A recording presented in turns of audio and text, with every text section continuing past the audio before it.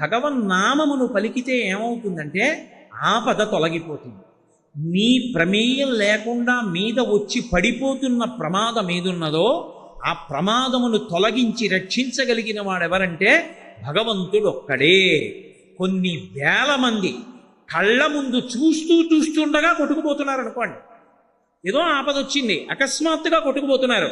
అందులో ఎవడో ఒక్కడు మాత్రం కేదారేశ్వర కేదారేశ్వర కేదారేశ్వర అని అరిచాడు.